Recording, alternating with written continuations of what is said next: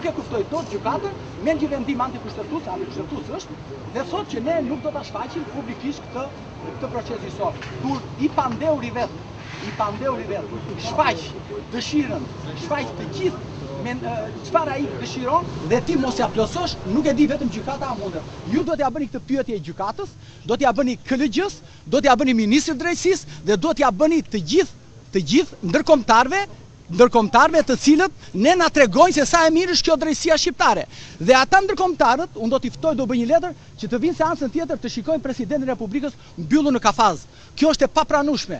Klodi, është e papranueshme. Ju gazetarët, shiko, ne avokatët kur flasim, ne paragjykohemi sepse mendohet që ne kemi konflikt interesi. Jo, ne nuk kemi.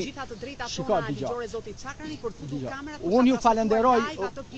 Unë për te miqësisë që kam me ju falenderoj për punën tuaj ju që kaq i keni, por problemi qëndron që është e papranueshme sot në vitin 2026 që ti të mbash mbyllur në kafaz presidentin e Republikës, kryetarin e bashkisë dhe çdo funksionar tjetër, sepse aty humbet nuancën e të qenit një shtet i së drejtës dhe bësh diskriminues. Ju e mbani mend. Unë prandaj ju referova dhe gjykatës, sepse vetëm këto sjellje bënte vetëm i Sisi 10 vite më parë në Siri, mbani mend, besoj, kur i arrestonte dhe i shëtiste në kafaz nëpër qytet. Unë nuk di rast tjetër, në Kosovë pat javën e shkuar përfundoi një proces gjyqësor me burgim të përjetshëm, dhe ai individi u gjykua në të gjithë procesi gjyqësor në krah të avokatit të tij. Më gjeni një precedent tjetër në Europë dhe ja bëni pyetje gjykatës. Ja bëni pyetje atyre palaçove të Këshillit Lart Gjyqësor, atyre se ata më palaçot janë Këshilli Lart Gjyqësor, që shikojnë një shkelje kaq të rëndë të kushtetutës dhe të konvencijës europiane dhe rrin atje në zyrat me kondicioner dhe nuk flasin një fjalë të vetme që shkelje liri dhe të drejtat e njeriut. Si mundet një president republike të rrin mbyllur në kafazin e Qelçës? Por më thoni një rast të dytë dhe unë të hiqem nga të gjitha kërkesat e mia. Prandaj jam i asaruar sot, ndoshta unë jam çik më i ndjeshëm për liritë e drejtat e njeriut, qoftë dhe për vokacionin tim familjar, po është e papranueshme kur këtu në të gjithë e Surini 100 vite shtet janë bërë të gjitha edhe në kohën e mbretërisë, kur u gjykuan në 35-ën dhe në 35-ën ku mbreti Zog gjykoi ata të revolucionit të Fierit, i ka bërë gjyqe të hapura publike, s'kish media atëre, por janë bërë publike. Vetëm në Shqipërinë e 2026 të reformës së re në drejtësi që ja thash në gjykatës për turpin e tyre deputetëve dhe kësaj shoqërie që pranon një diskriminim të tillë, sepse sot është presidenti, nesër do jetë Edi Rama, pastaj do jetë dikush tjetër aty. Dhe kështu që unë mendoj dhe besoj që ju do ta vazhdoni këtë betejë. Kjo është betejë për dinjitet njerëzor. Nuk është betejë as për kujtim Sakrajin, as për Zotin Meta. Është betejë për dinjitetin njerëzor, Klodi. Dhe ti duhet ta vazhdosh këtë betejë. Faleminderit.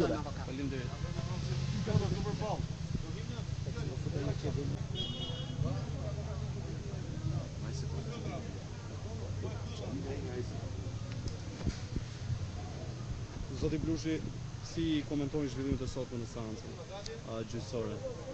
Nuk mund të ketë asnjë surprizë dhe nuk kishte asnjë surprizë nga gjyqtarët e betimeve të Lana. Ky është niveli i gjykatës. Së pari, besoj është e papranueshme fakti që mediat u nxorën jashtë.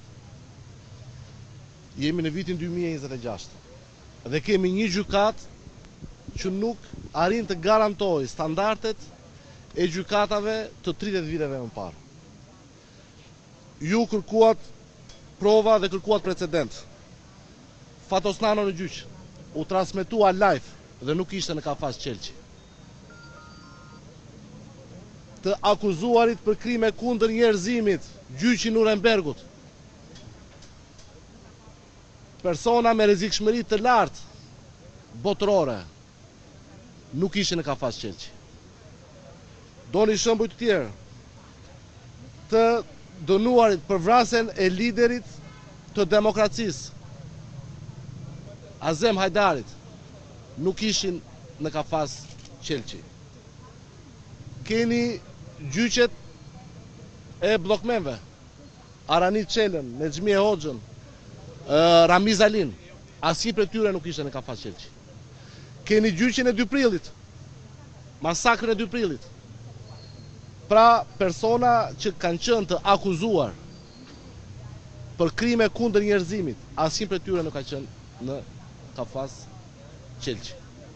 Por sigurisht, një gjykatë e Lanës të tilla standarde mund të garantoj, një gjykat që ka frikë nga mediat, edhe gjyqet e Enver Hoxhës, kush nuk e mban mend mund t'i shoh në YouTube, atëherë nuk ishte media, por ama vendoseshin megafon për t'i dëgjuar të gjithë, apo jo, se çfarë ndodhte në gjyq.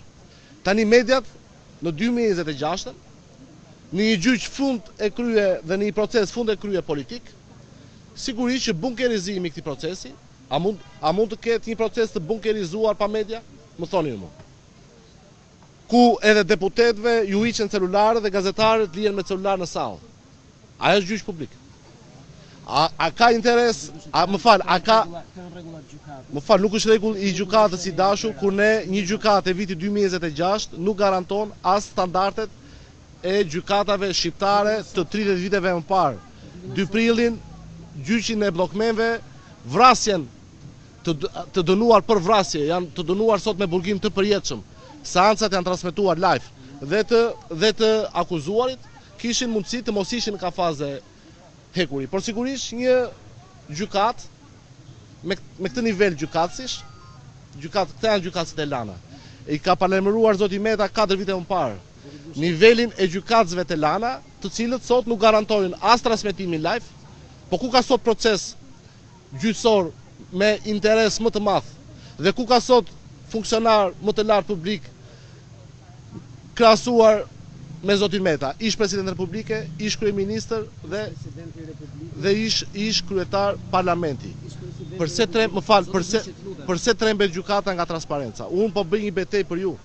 Kjo është betejë për ju. Duhet ta ngrini ju zërin për të transmetuar live dhe një seancë e cila sigurisht apo jo u shty, sepse në çdo seancë do të gjendet një artific në mënyrë që Ilir Meta të mbahet i burgosur politik sikundër po mbahet, dhe një proces i cili sikundër e kam denoncuar vetëm mbi pa fakte dhe prova ligjore, ka nisur me ata nivel kallëzuesish që ju besoj jeni të qartë se cilët janë. Ish presidenti i Republikës ka bërë disa herë thirrje publike për pranimin e kësaj sallë ditën e sotme të trupeve diplomatike në Tiranë. Ndërkohë që edhe ju e bëni kërkesë para nisjes së seancës, ndërkohë që nuk u pa në përfaqësi diplomatike si publikën sa më gjyqi. Keni koment për këtë? Unë nuk jam zëdhënës dhe nuk kam qenë kur zëdhënës i ambasadave, të cilës do lloj ambasade, me gjithë respektin për to. Nuk e kam ushtruar kur këtë funksion. Po, jam krenar, kam qenë zëdhënës i presidentit të Republikës së Shqipërisë, i një kështjelle që bëri gjithçka mundi në atë kohë për të garantuar pavarësinë e një sistemi gjyqësor, i cili e pat sot se çfarë standardesh ka. Nuk kam qenë kur zëdhënës i ambasadave, nuk kam mbrojtur kur interesat e asnjë vendi tjetër, me gjithë respektin përveç interesave të vendit tim. Ne kemi për detyrë të ftojmë të gjithë ata të cilët janë mashtruar ose kanë preferuar përse zgjodhen të mos vinë dhe të mos e pranojnë. E thash, nuk jam në pozicionet e zëdhënësit, nuk e kam patur kur këtë funksion, edhe nuk kam dërmend ta kem kur këtë funksion, do të jem vetëm zëdhënës i mbrojtjes së interesit publik dhe interesit kombëtar, por është e papranueshme, është irrituese në radhë parë për ju gazetarët që një proces i këtij niveli të bunkerizohet dhe qëllimi i bunkerizimit është një dhe vetëm një, për të mos dalë në dritë të diellit arsyet e vërteta të atij rrëmbimi, jo thjesht dhe vetëm mafios, por një rrëmbimi gjeopolitik. Sepse Ilir Meta ndodhet sot i izoluar politikisht, sepse ka kryer në fakt një gabim. Ka mbrojtur interesin kombëtar, ka mbrojtur kufit e Kosovës. E mbani mend kush e bëri studimin e fizibilitetit për ndarjen e Kosovës. Shoqata e Sorosit me Selim Beograd. Dhe ka edhe një gabim tjetër që ka mbrojtur integritetin dhe sovranitetin territorial të Republikës së Shqipërisë, sepse jo më kot dhe kallëzimi i regjistruar ndaj tij apo jo, dhe i gjithë procedimi u regjistrua kur sapo kishin nisur përplasjet e forta publike, ti mos i harojmë rrethanat të presidentit të Republikës me kryeministrin. Sot pam atë që ne kemi unë vetë, ndoshta avokatët surprizojnë, unë nuk kam asnjë surprizë, nga gjykatësit e Lanës, asnjë surprizë, zero. Dije që do mundohen të bllokojnë, të hermitizojnë një proces në mënyrë që të mos dalin në dritë të diellit ato të vërteta, të cilat janë të pamohueshme. Zero provë, zero fakt penal, zero mesazh, zero qindark, zero pasuri e paligjshme. Ilir Meta sot është një i burgosur politik.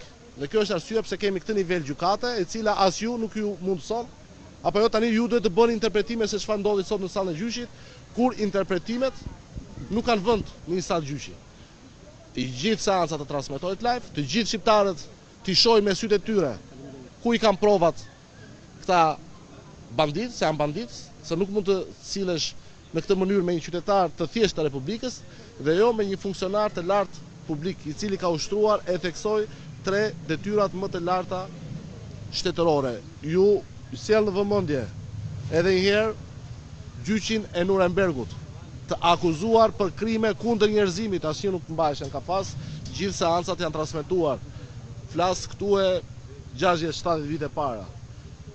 Të rikthehemi te pluralizmi, me që nga kolegët tuaja pyeti avokatin Caknin dhe tani u largua. Shikoni gjyqin e Dyprillit, shikoni gjyqin e bllokmeve, shikoni gjyqin e Fatosnanos, shikoni gjyqin e të dënuarve për vrasje. Faleminderit. Faleminderit.